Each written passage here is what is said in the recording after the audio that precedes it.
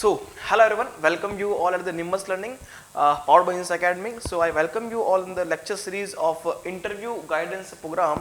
So, today I will discuss the interview questions regarding the metal cutting. Okay. So, metal cutting से जितने भी questions बनते हैं इन interviews हम उस particular questions पे देखने वाले हैं और ये भी देखेंगे साथ ही साथ कि कैसे उन questions का हम आंसर दे पाते हैं, है ना, कैसे हमको आंसर देना है, कैसे समझाना है, इन सभी बातों पे हम डिस्कस करने वाले हैं इस particular lecture में. Now, so come to question number 1. What will be the question number 1? Please see this. So first question is what is machining? Simple question है, बहुत simple question है कि भाई machining क्या होता है ना? तो machining is nothing but a manufacturing process. It is type of manufacturing. आपको पता है कि manufacturing को हम classify करते हैं 4 टाइप में. कौन कौन से? एक तो हम बात करें casting, उसके बाद आ गया आपका metal forming, फिर आता है आपका fabrication process just like the joining process, और फिर आता है आपका मेटल रिमूवल प्रोसेस. जब आप वॉल्यूम को रिड्यूस करके या मैं कहूँ मेटल को रिमूव करके कहीं ना कहीं अगर आप कोई सरफेस बनाना चाहते हैं उसको हम क्या कहते हैं? मशीनिंग कहते हैं, है ना. तो machining just a manufacturing process in which the metal removal take place to obtain some kind of surfaces. जैसे मान लीजिए आप टर्निंग कर रहे हैं, टर्निंग में क्या हो रहा है? मैं कह सकता हूं क्या आपका डायमीटर कम हो रहा है, और डायमीटर को कम करने के लिए आपने क्या किया? उस पर्टिकुलर शाफ्ट में से मटेरियल को रिमूव किया. So this is basically what the machining operation. It is just the metal removal process, and in this kind of process we required one tool, one cutting tool for removing the metal from the work piece, and this cutting tool have more harder, this cutting tool have more harder than the your workpiece. That's why machining will happen. Clear ना. सो in general purpose हम कह सकते हैं कि भाई जो आपका cutting tool है it must be 40% harder than the work piece, है ना, तभी आपका मशीनिंग हैज टू हैपन हो पाएगा. क्लियर ना. This is basic definition of the machining. Now next question की बात करें. What will be the next question? What is difference between single point and multi point cutting tool? Yes, it is a very important question. अगर machining की बात होती है तो सबसे पहले क्वेश्चन यहीं से पूछते हैं कि single point cutting tool and multi point cutting tool में क्या डिफरेंस है. कई सारे जवाब आते हैं कि भाई अगर सिंगल पॉइंट से कटिंग हो रही है, 1 एज से कटिंग हो रही है. सो what will be the appropriate answer of this kind of questions? तो प्लीज थिंक ऑफ इट. पूछा है कि डिफरेंस क्या है single point and multi point cutting tool के बीच में. सो नाउ अब यहाँ पे हम बात करें, सपोज कीजिए आप सिंगल पॉइंट कटिंग टूल की बात करें. मैं जैसे टर्निंग का एग्जांपल ले रहा हूँ आपके सामने. अगर टर्निंग की बात करें तो कुछ आपको ऐसा दिखाई देता है ना. अगर टर्निंग की बात करें तो मान लीजिए आपका वर्क पीस है, तो कुछ आपको वर्क पीस ऐसा दिखाई देता है. यस, ये हो गया आपका machine surface. It is what atmospheric surface, या हम कह सकते हैं unmachine surface. And this one is what, this one is tool. ये क्या है? आपका टूल है ना. ये आपका क्या है? माइडियर टूल है. Suppose this is your tool. Just right out the rough diagram of this. Suppose this is basically what the tool. Now अगर मैं कहूँ ये आपका टूल है और कहीं ना कहीं मशीनिंग हो रहा है, तो यहाँ पे देखें अगर सिंगल पॉइंट कटिंग टूल की बात करते हैं तो आप यहाँ देखें there is 2 cutting edges. As you know that ये आपका है, देयर इज 2 कटिंग एजेस. ये अगर टूल की बात करें तो ये आपका साइड कटिंग एज है, this one is and cutting as. लेकिन अगर हम टर्निंग की बात करने चाहते हैं, टर्निंग हो रही है यहाँ पे, तो ओनली 1 कटिंग एज, ओनली यहाँ पे आपको दिखाई दे रहा है 1 cutting edge. This is side cutting edge is primarily contact with the work piece. Means machining के दौरान आपके कितनी एजेस वर्कपीस के कांटेक्ट में, या मैं कहूं वर्कपीस जब आपका बेसिक मशीनिंग हो रही है तो कितनी एजेस वर्कपीस में से मेटल रिमूव कर रही है. तो आप देख सकते हैं कि इस टूल में भले दो कटिंग एजेस हो, लेकिन during the machining only 1 cutting edge is primarily contact with the workpiece. That's why we called as what single point cutting tool. Okay, that's why we called as single point. That's why we called as single point cutting tool. Is that clear? Now, means ये जो आपको दिखाई दे रहा है यहाँ पे only एक एज ही वर्कपीस से कांटेक्ट में है, तो इसे हम क्या बोलते हैं? Single point cutting tool. यदि 2 या 2 से ज्यादा या 1 से ज्यादा edges during the machining workpiece के कांटेक्ट में आती है, just like your milling machine, grinding, बहुत सारे कटिंग एजेस हैं. अगर 1 से ज्यादा कटिंग एजेस वर्कपीस के कांटेक्ट में आ रही हैं at the time of machining, उसको हम कहते हैं my dear multi point cutting tool. Clear ना? तो what is the basic definition of single point cutting tool and multi point cutting tool? कि sir during the machining when only one cutting edge is primarily contact with the workpiece, then it is called single point cutting tool, and when multiple edges are in contact with the workpiece during the machining, it is called multi point cutting tool. Clear? Now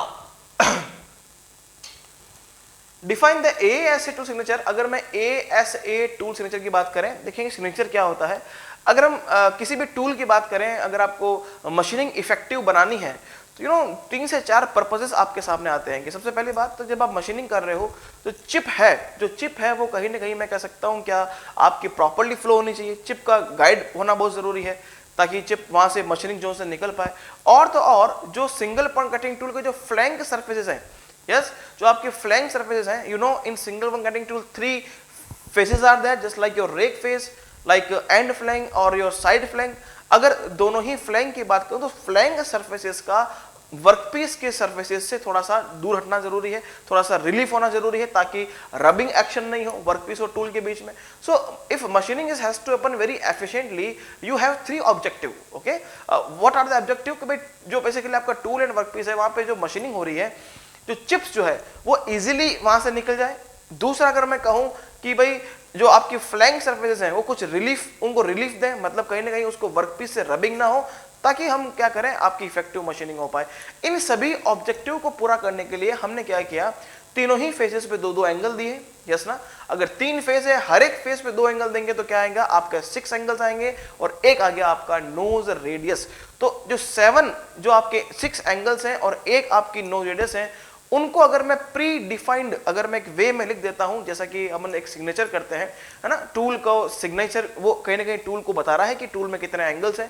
then whenever the 6 angles and 1 nose radius are written in a specified manner, then it is called my dear friend, it is called the signature. Now if according to AS-A2 signature, it is American Standard Association signature, there are 6 angles and 1 nose radius. What are the 6 angles?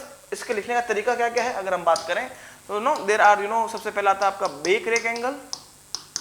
The first one is what back rake angle, then my dear your side rake angle, back rake angle, side rake angle, then उसकी अगर बात करें अपन end relief angle,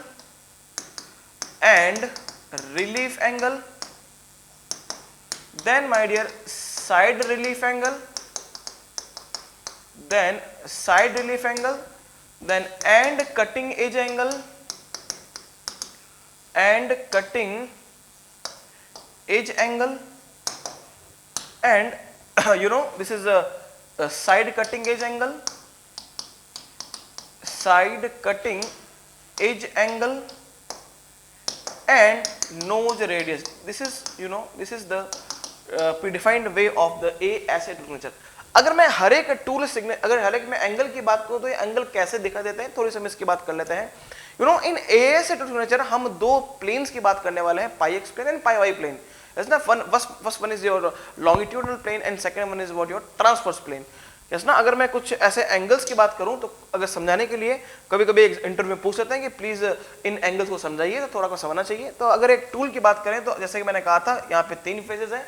this is what the rake face, जहां से आपकी chip निकलने वाली है। Okay, this is what the rake face, ये हो गया आपका side cutting edge, this is what the side cutting edge, this is what the end cutting as.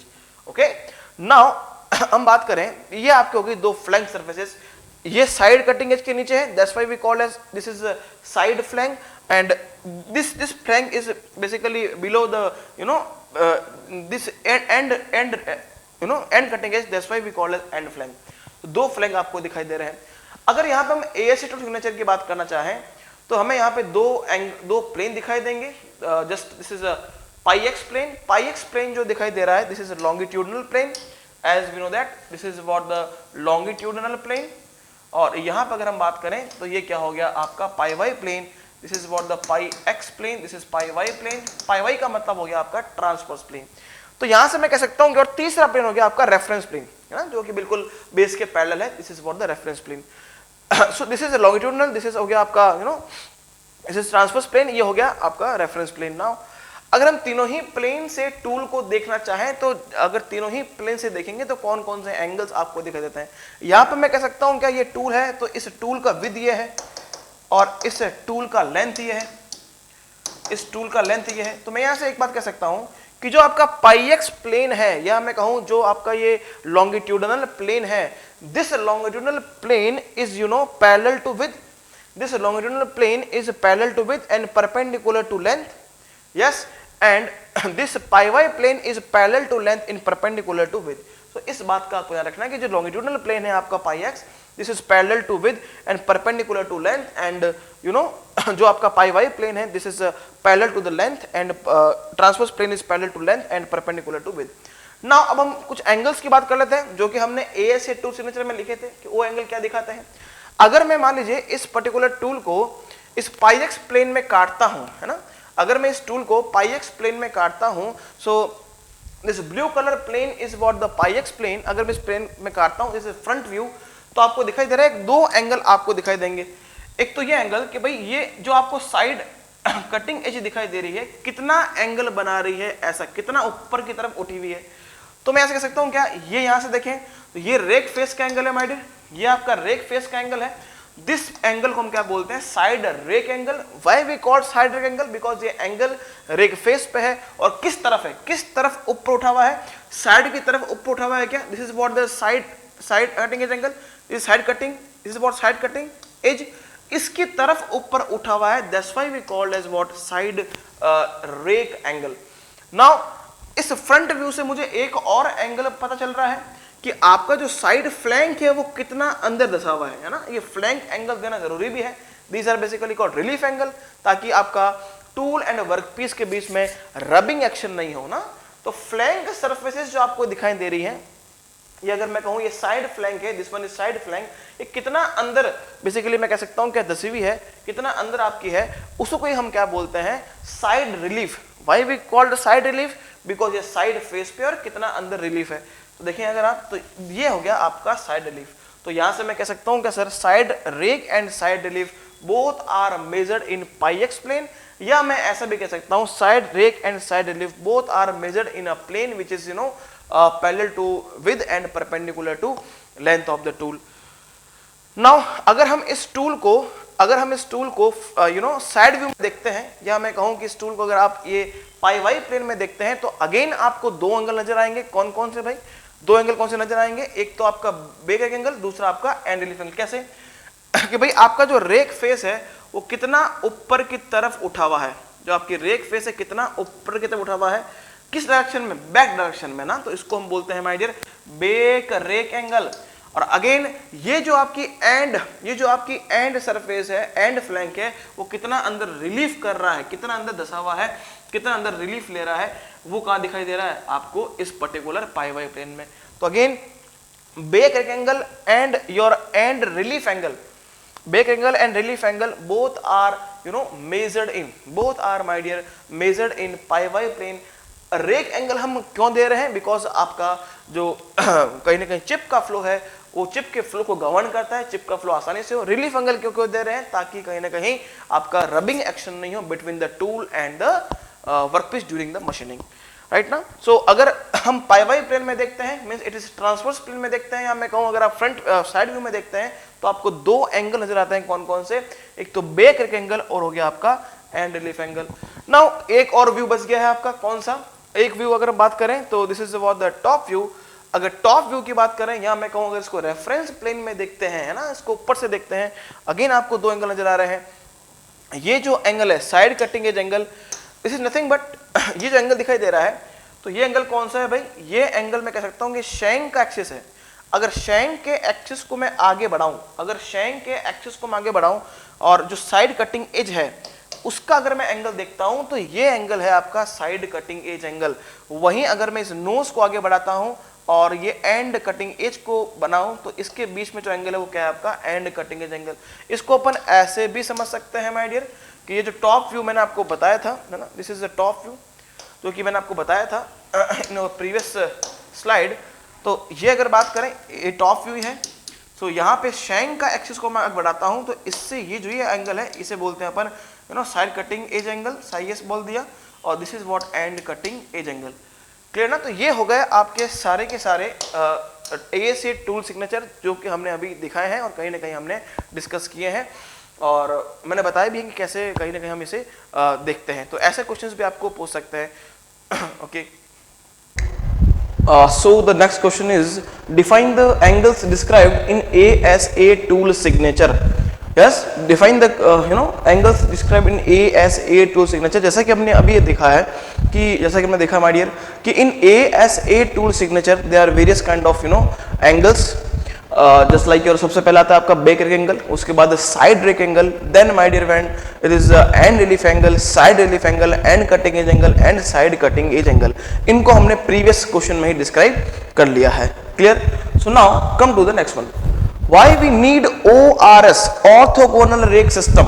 Why we need ORS tool signature? Given why we need ORS tool signature while we have the ASA tool signature। कहने का मतलब यह है कि हमें ORS tool signature की requirement क्यों है जबकि हमारे पास ASA टूल सिग्नेचर है माय डियर। जैसा कि अभी आपने देखा in ASA tool signature there are basically 3 planes. Yes, कौन कौन से प्लेन थे भाई आपके पास? अगर हम ASA टूल सिग्नेचर की बात करें तो वहां पे आपके पास 3 प्लेन आपको दिखाई दे रहे थे। कौन कौन से? First one is pi X plane, second one is pi Y plane, और ये आपका आ गया रेफरेंस प्लेन। नाउ इन तीनों ही प्लेन में से अगर हम बात करें फोर्स केयर कैलकुलेशन का, तो फोर्स कहां होंगे भाई? जहां कटिंग एज होगी वही तो आपके फोर्सेस होंगे, या उसके ऑर्थोगोनल डायरेक्शन में होंगे।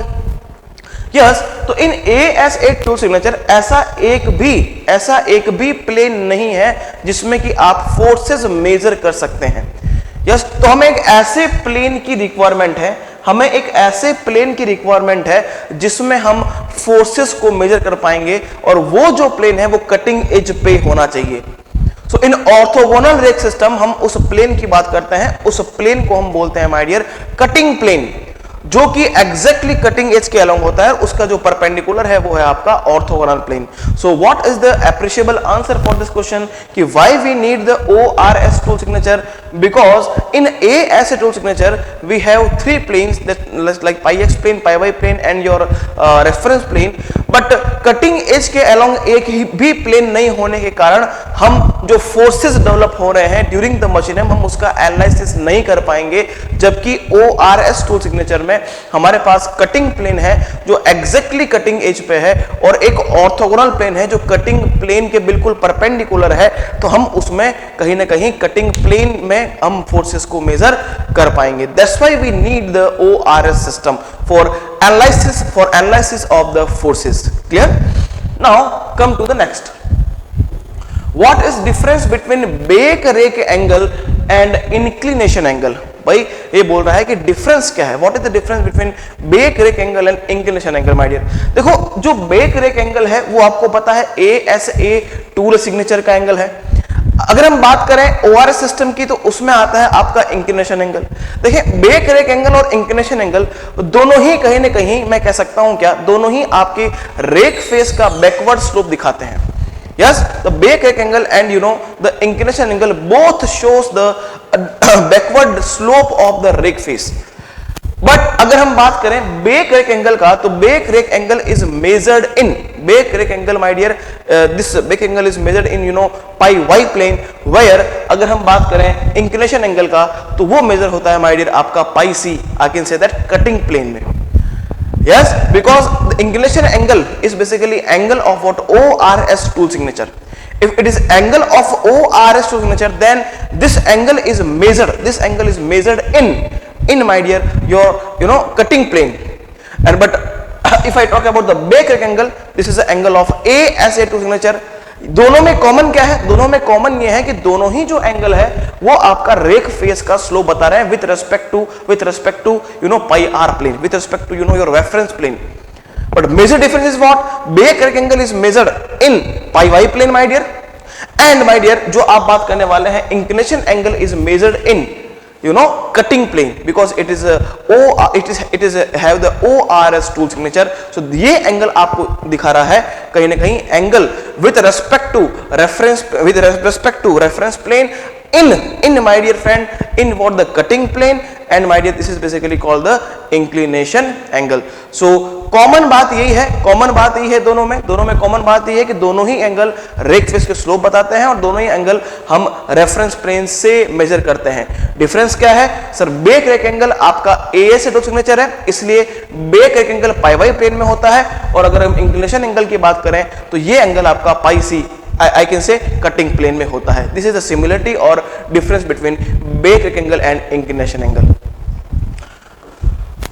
Define the depth of cut, width of cut and feed in turning. देखें, these are just called the process parameters. इनको हम process parameters भी बोलते हैं.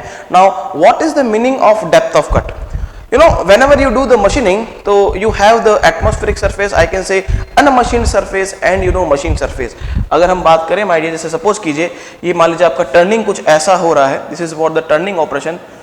Suppose कीजिएगा this is your turning operation. This is your workpiece and you know this is your tool. Suppose this is your tool, this is your tool, okay, और in this direction tool जो है आपका move कर रहा है. Now अगर मैं depth of cut की बात करूं तो what is the meaning of depth of cut? It is just the difference between, you know, the perpendicular difference between atmospheric surface, the difference, you know, the what is depth of cut? It is a perpendicular difference between atmospheric surface and my dear unmachined surface. मतलब ये जो आपको surface दिखाई दे रही है क्या है? आपकी मशीन सरफेस है जो कि मशीन हो चुकी है. ये जो सरफेस है वो क्या है माय डियर? आपकी अनमशीन्ड सरफेस है. ये आपकी अनमशीन्ड सरफेस है, या इसे हम कभी कभी एटमॉस्फेरिक सरफेस भी बोलते हैं. The perpendicular distance between both the surfaces, this one is what my dear depth of cut. इसको हम बोलते हैं depth of cut. So what is the appreciable definition of depth of cut? This is the perpendicular distance between machined surface and unmachined surface. Now what is the width of cut? अगर हम width of cut की बात करें तो यहां पे आप देख पा रहे हैं ये पूरा आपका कटिंग एज है. This is basically what cutting edge. Cutting edge का वो लेंथ जो कहीं ना कहीं वर्कपीस के कांटेक्ट में है उसको हम क्या बोलते हैं? विद ऑफ कट बोलते हैं. Means this is basically what with of cut है ना. दिस इज, इसको हम बोलते हैं विद ऑफ कट कि भाई कटिंग एज का कितना हिस्सा, कितना लेंथ वर्कपीस के डायरेक्टली कांटेक्ट में है, इसको हम बोलते हैं with of cut. Now what is the feed? Feed क्या होता है? ये आपका वर्कपीस है, टर्निंग में घूम रहा होगा my dear. This is rotation, okay, RPM. So in one revolution आपका टूल कितना आगे मूव करता है. Okay, so linear motion travel by the tool in one revolution of the workpiece is basically what the feed in turning. So the feed का unit क्या हो गया? mm per revolution. Okay, this is mm per revolution, means tool travel in one revolution of workpiece is basically called the feed in turning. Clear? So this is the good answer. These are basically called the process parameters of the machining, I can say, turning process. Now what is the difference between orthogonal and oblique cutting? Now अगर हम बात करें कि भाई what is the main difference between orthogonal and oblique cutting, तो देखो simple सा अगर हम डेफिनेशन की बात करें तो ऑर्थोगोनल का मतलब क्या होता है आप सब लोगों को पता है. What is the meaning of orthogonal cutting and you know oblique cutting? Just definition की अगर बात करें तो सबसे पहले बात अगर हम ऑर्थोगोनल की बात करें तो यहाँ पे क्या होगा? दिस इज, यू नो, यहाँ पे जो फोर्सेस होते हैं वो 2 डायमेंशन में होते हैं. अगर हम ऑब्लिक कटिंग की बात करें तो यहाँ पे जो फोर्सेस हैं बेसिकली 3 डायमेंशंस में होते हैं. इसका मतलब ये है कि इन ऑर्थोगोनल कटिंग, या मैं पहले अगर ऑब्लिक कटिंग की बात कर दूं, बिकॉज जनरली हम जो टर्निंग वगैरह देखते हैं सब ऑब्लिक कटिंग ही है. अगर ऑब्लिक कटिंग की बात करें तो जो थ्रस्ट फोर्स एंड जो आपका कटिंग फोर्स है, thrust force and cutting force both are in different plane. Okay, if I talk about my dear oblique cutting, if I talk about the oblique cutting, then we easily say that in oblique cutting my dear, you know, the thrust force and cutting force both are in different plane. Yes, both are in my dear different plane, like your the cutting force in your pi c plane and thrust force are in your orthogonal plane. Clear? But in orthogonal cutting, when I do the inclination angle is 0. In orthogonal machining जब हम inclination angle को 0 कर देंगे, जब हम inclination angle को 0 कर देंगे तो क्या होगा? अगर हम इंक्लिनेशन एंगल को 0 करते हैं तो आपका cutting force and thrust force एक ही प्लेन में आ जाते हैं, जिसकी वजह से हम फोर्सेस का एनालिसिस आसानी से कर पाते हैं। उसको हम बोलते हैं ऑर्थोगोनल कटिंग। ध्यान से देखिएगा, अगर मैं यहाँ पे ऑब्लिक लिखूं, यहाँ पे अगर आपका ऑर्थोगोनल लिखूं, दिस इज ऑब्लिक कटिंग, और यहाँ पे अगर ऑर्थोगोनल लिखूं तो डिफरेंस क्या होगा? ऑर्थोगोनल में inclination angle is equal to 0, because जैसे ही इंक्लिनेशन एंगल आपका 0 होगा, यहाँ पे जो फोर्सेस डेवलप होंगे वो बेसिकली टू डायमेंशन में होंगे, 3 डायमेंशन में नहीं होंगे, जिसकी वजह से हम उसका फ्री बॉडी डायग्राम बना पाते हैं और कहीं ना कहीं उनको एनालिसिस कर पाते हैं। ऑब्लिक की बात करें तो FC और FT, thrust force and cutting force, both are in different plane. Whenever both the force are in different plane, then I can say that it is 3D forces. So इसका analysis करना मुश्किल है, तो that's why inclination angle is not equal to 0 in the oblique cutting. This is the main difference between inclination angle and oblique cutting and orthogonal. Oblique cutting is 3 dimension cutting. जो भी आप आसपास देख रहे हैं टर्निंग एंगल में, सब क्या है आपके? ऑब्लिक कटिंग है माय डियर। यस, बट हम जब क्वेश्चंस करते हैं मेटल कटिंग के, तो क्यों हमेशा लिखा होता है कि भाई assuming the orthogonal cutting, assuming the orthogonal cutting, because of force analysis हम इंक्लिनेशन एंगल को 0 मान के 3D को 2D बनाते हैं। Yes, very less cutting operations are orthogonal cutting, like your hacksaw blade, है ना, you're turning a very thin pipe. So these are some operations behind the orthogonal cutting, but हम assume करते हैं oblique को orthogonal में, ताकि forces का calculation आसानी से हो पाए। This is the major difference। और difference क्या है मैं आपको बताता हूँ। अगर हम orthogonal cutting की बात करें तो suppose this is your work piece, और ये मान लीजिए आपका basic tool है, this is what the tool, this is what the work piece. तो यहां पे अगर बात करें तो this is suppose that, so cutting, अगर हम बात करें कटिंग टूल का, this is basically what cutting tool का एज है, this is cutting edge. Yes, और ये इस डायरेक्शन में मूव कर रहा है, मैं कह सकता हूं कि इस डायरेक्शन में मूव कर रहा है। क्लियर? तो कटिंग वेलोसिटी ये है, कटिंग एज ये है, तो मैं कह सकता हूं कि cutting edge and cutting velocities are perpendicular to each other. Yes, exactly यहां पर हम कह सकते हैं कि ये आपका मान लीजिए कटिंग बेसिकली टूल है और इस डायरेक्शन में ये मूव करेगा, तो cutting edge and cutting velocities both are in perpendicular direction. Yes, अगर मैं ऑब्लिक कटिंग की बात करूं तो समथिंग लाइक दैट, जैसे कि मैंने अभी डायग्राम बनाया था आपके सामने, this is basically what the oblique cutting. तो यहां पर अगर ऑब्लिक कटिंग की बात करें तो this is cutting edge, and ये इस डायरेक्शन में मूव कर रहा है, तो cutting edge and velocity of direction is in particular angle, ये किसी एक एंगल में होगा, लेकिन अगर हमने ऑर्थोगोनल की बात की है माय डियर, तो cutting edge and cutting velocity are both in perpendicular direction. और अगर मैं आपको थोड़ा सा इसके बारे में बताऊं आपको कि what is difference between that from the diagram itself, तो यहां पे भी आप देख सकते हैं थोड़ा बहुत कि this is basically what the orthogonal, okay, ये आपका हो गया ऑब्लिक, जहां पे आप देख सकते हैं कि ये जो आपकी कटिंग, ये आपके वर्क पीस है, ये आपकी कटिंग एज है, वो बिल्कुल 90 डिग्री पे है, जो कटिंग वेलोसिटी है और जो कटिंग एज है बिल्कुल 90 पे है माय डियर। तो चिप निकलेगी, तो चिप का वेलोसिटी भी होगा, वो क्या होगा? 90 डिग्री पे होगा my dear. Clear? And in this case in orthogonal cutting, जो cutting edge of the tool is always bigger than width of the work piece. Yes, the cutting edge of the tool is always bigger than the this kind of ये आपका width of the work piece. But अगर हम बात करें oblique cutting का, तो यहां पे जो cutting edge of the cutting tool है, this is for the cutting tool, so this cutting edge of the cutting tool is have some inclination with the cutting velocity. Yes, that's why जो chip का velocity जो होगा वो भी क्या होगा? सम इंक्लिन position में होगा, एग्जैक्टली 90 डिग्री नहीं होगा।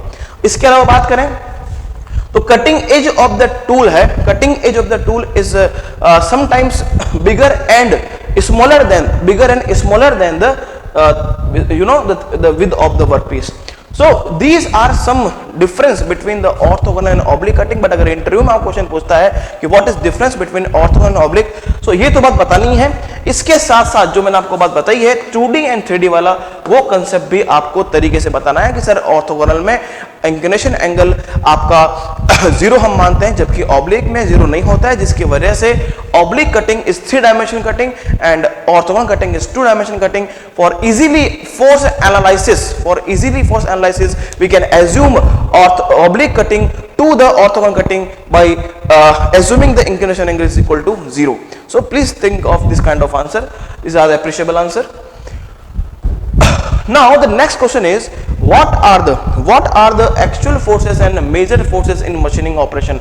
देखिए there are two kinds of forces. अगर हम बात करें cutting force and thrust force, cutting force and thrust force are major forces. अगर हम बात करें जो कि हम डायनोमीटर से यूज करते हैं, डायनोमीटर से जो मेजर करने वाले फोर्सेस हैं, they are cutting, they are FC and FC and जो FT है, they are basically what measured forces. ये क्या है आपके मेजर्ड फोर्सेस हैं।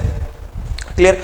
यही अगर मैं बात करूं माय डियर एक्चुअल फोर्सेस का, तो ड्यूरिंग द मशीनिंग कौन कौन से फोर्सेस आपको दिखाई देते हैं। तो यहां पर अगर हम बात करें basically what shear force and normal to shear force, shear force, normal to shear force and my dear friction force and normal to friction force। आपको पता है जैसा कि अगर हम बात करें ड्यूरिंग द मशीनिंग ऑपरेशंस, दो ही बेसिकली जोन्स हैं जहां पे हीट जनरेशन होती है, आपका primary shear zone and secondary shear zone. What is the primary shear zone. अगर मैं प्राइमरी शियर जोन की बात करूं तो प्राइमरी कौन सा होगा, इट इज जस्ट जहां से आपका बेसिकली चिप निकलता है, shear plane, it is a primary shear zone. And secondary क्या होता है आपका टूल चिप इंटरफेस, है ना, जहां से आपका बेसिकली टूल के ऊपर से चिप निकलता है, वो आपका सेकेंडरी शियर जोन है। क्लियर ना। नाउ अगर हमें इस पर्टिकुलर दो फोर्सेस की बात करता हूं, shear force and normal to shear force, ये दोनों ही जो फोर्स आपको दिखाई दे रहे हैं, shear force and normal to shear force, ये कहां लगने वाले हैं भाई, ये मैं कह सकता हूं क्या, ये कहां अपीयर होते हैं, ये होते हैं प्राइमरी शियर जोन में। ओके, ये होते हैं आपके प्राइमरी शियर जोन में, जबकि जो हम बात करें friction force and normal force, they are appear in secondary shear zone, they are appear in secondary shear zone, या मैं कहूं tool chip interface, tool chip interface. ध्यान रखिएगा, measured forces are cutting force and thrust force, and actual forces which are actually happen during the machining is shear force and normal to shear force, friction force and normal force.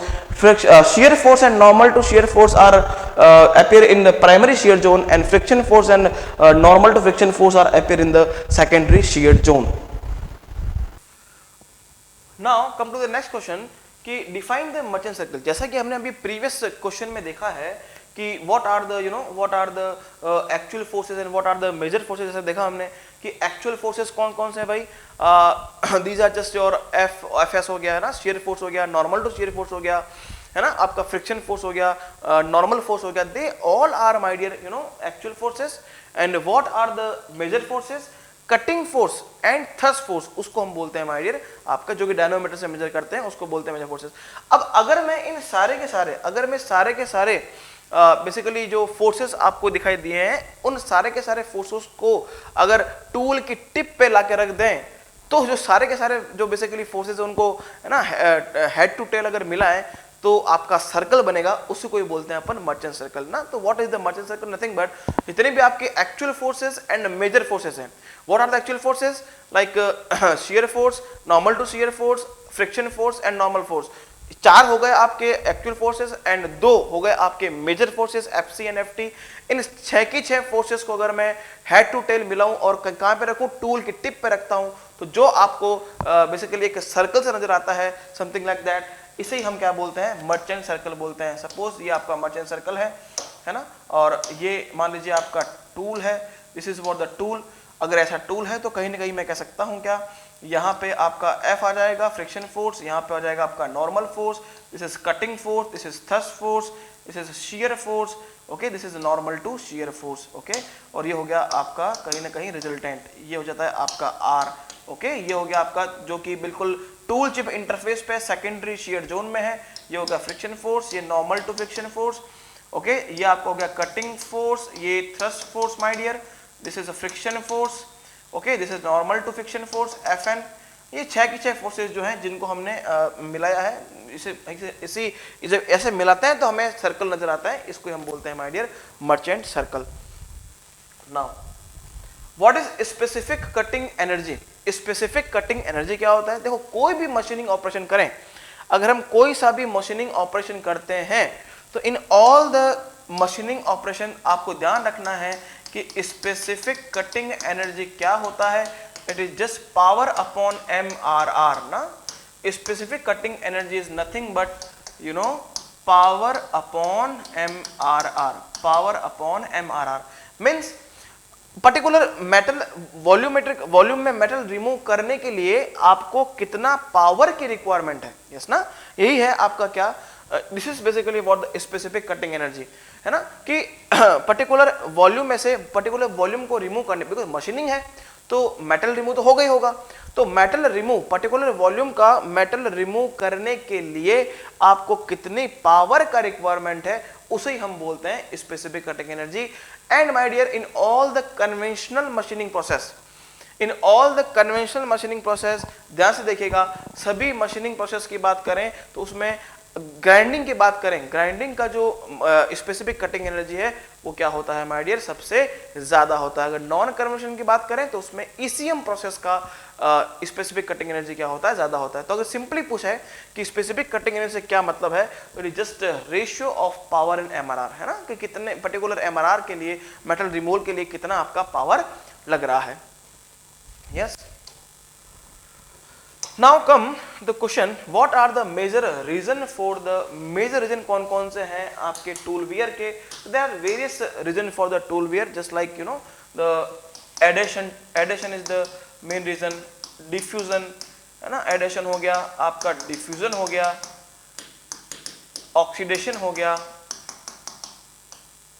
Abrasion हो गया, this is the abrasion, and something like the breaking of built up edge, breaking of built up edge, तो ये क्या है आपके tool wear के reason है। Okay, so now tool wear, you know there are two types of tool wear, gradual tool wear, sudden tool wear.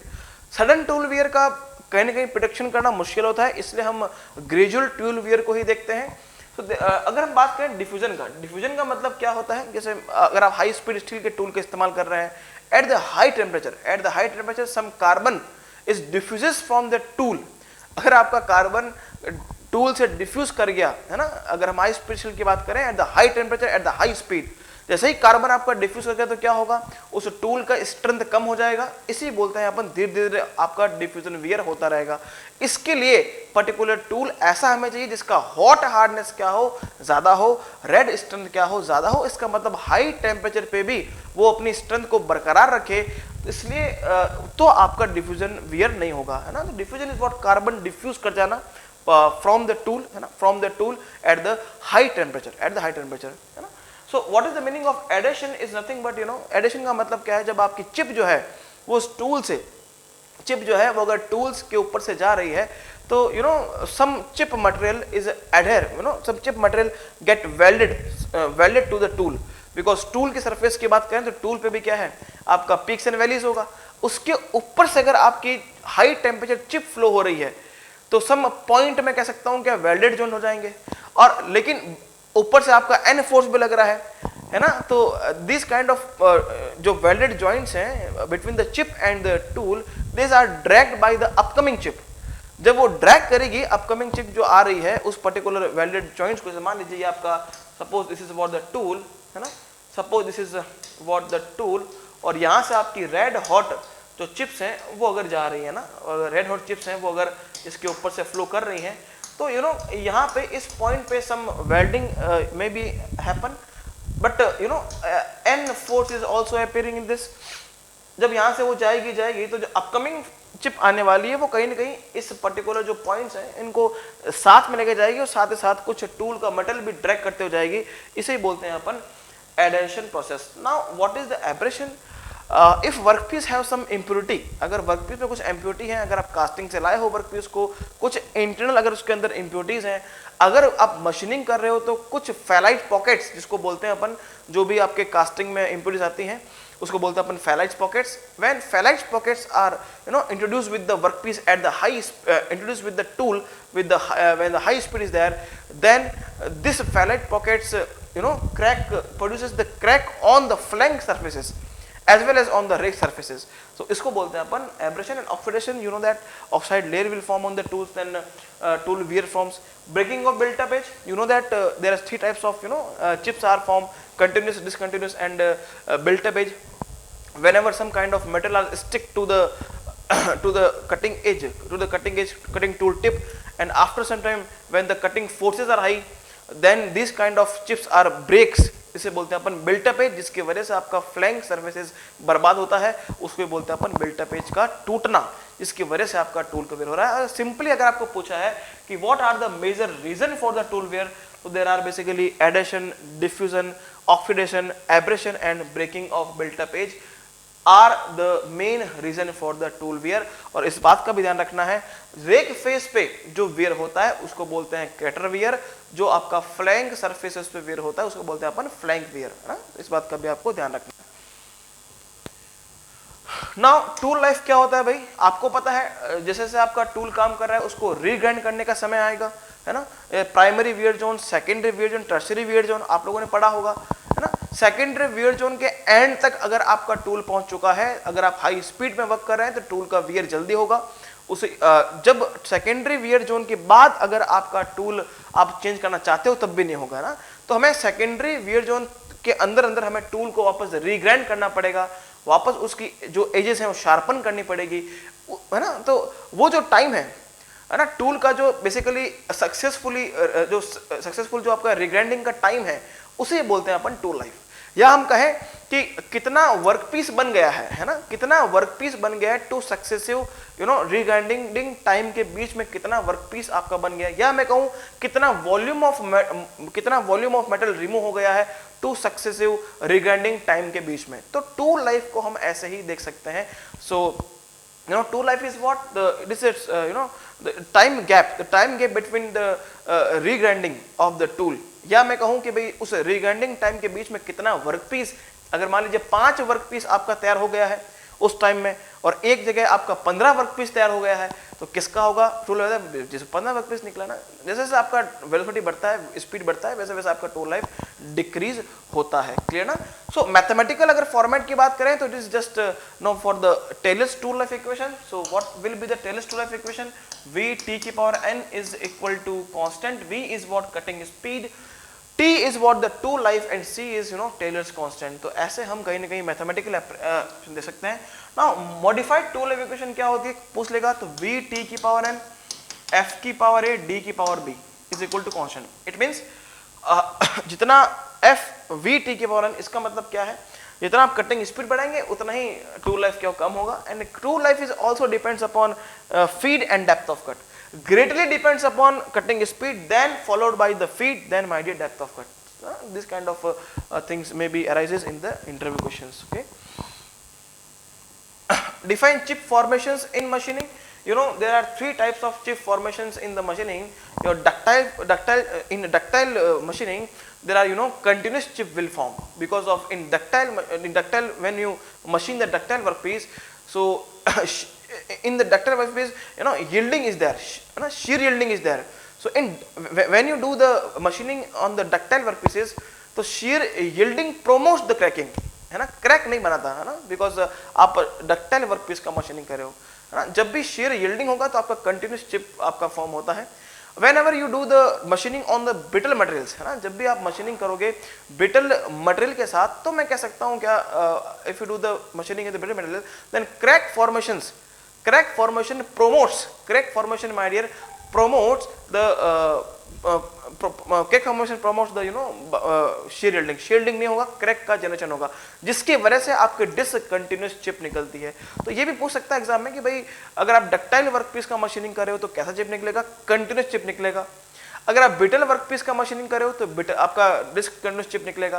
क्यों? Because in brittle materials जो crack propagation है वो प्रमोट करता है किसको, shear yielding को। क्रैक प्रोपगेशन होगा, shear yielding होना ही नहीं देगा, यस ना, because of many kind of factors like dislocation, motion and all. And अगर हम बात करें डक्टाइल वर्कपीसेस का तो उसमें shear yielding होगी, क्रैक का फॉर्मेशन नहीं होगा, जिसकी वजह से डक्टाइल वर्कपीसेस में आपकी कंटिन्यूस चिप निकलती है। और अगर बात करें ब्रिटल वर्कपीसेस का तो उसमें आपकी डिसकंटिन्यूस चिप्स निकलती है, क्लियर ना। So this kind of questions I can segregate from the metal cutting chapters। so ये questions कुछ important थे from the S to signature, from the O R S to signature, है ना। ये signatures क्या होते हैं, एंगल कैसे होते हैं, ओ आर एस हमने यूज क्यों किया, कौन से कटिंग फोर्सेस हैं, कौन से मेजर फोर्सेस हैं, टूल लाइफ इक्वेशन क्या है, टूल लाइफ क्या होता है ना। तो ये सभी क्वेश्चंस हमने इस पर्टिकुलर सेशन में डिस्कस किए हैं। तो आई होप कि आपको सेशन पसंद आया होगा। So if you like the video then press the like button and subscribe to channel. So keep watching, keep learning. ये है निम्बस लर्निंग, यही है आपकी फ्यूचर की तैयारी। Thank you so much. जय हिंद।